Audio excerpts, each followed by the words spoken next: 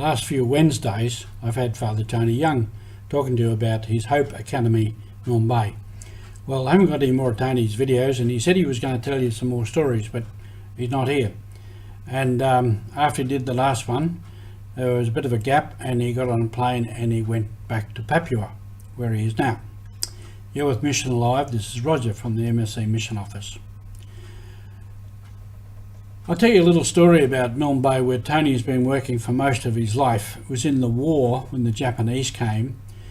The superior at the time evacuated everybody out to Port Moresby, then out to Australia. And that's another whole story that I must remember to tell you also. One priest stayed behind, Father Barney Baldwin. He was a big, strong man, and he had a boat, a little boat.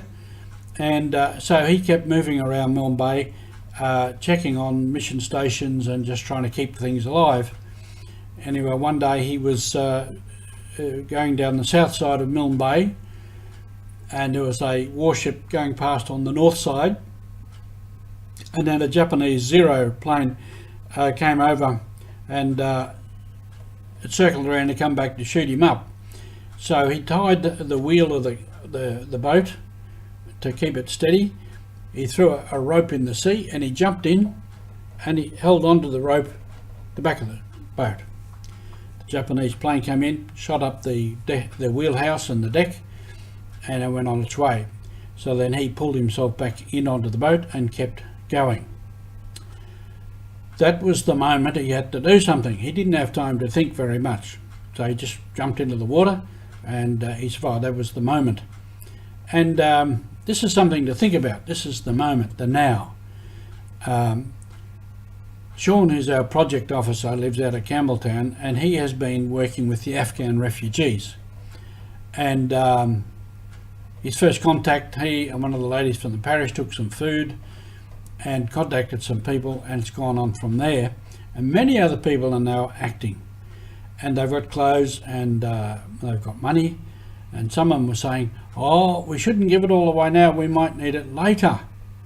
And Sean said, no, now is when the people need it, and it's been given for now, and the people need it. We don't keep it. If we run out, we run out, it's finished. But if the need is still there, there will be money, there will be goods, there will be clothes. So now is the time. I just wanted to say too, about now, at this moment in our history with the COVID, and the need for vaccination. Some people mightn't like me saying this, but to me, we all need to be vaccinated. Now is the time. Now is the moment when we are called on to do our part in society. And that's to me what it is.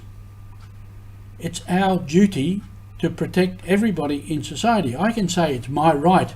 It's my right. But, okay, you can exercise your right and risk dying of COVID, but you can't risk my life.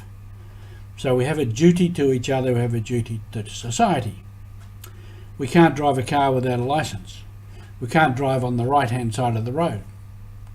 Since we were small kids, we've had vaccinations for measles, whooping cough, TB, mumps, everything else. And we think nothing of it. We get the flu shot every year. So I don't know what the problem is in getting the vaccination shot for COVID. It's simple to me. Now is the moment when we need to step up and protect ourselves and protect the whole of society, and hopefully finish with this thing. And there's many other moments like that of now. Just the other day, one of our priests had a difficulty in the dining room because he's had an operation on his hand, and I could have helped him with something, and I missed the moment. I missed the moment of now. I can help him. It would have only had to say something. It would have taken me 2 minutes. Anyway, I missed it.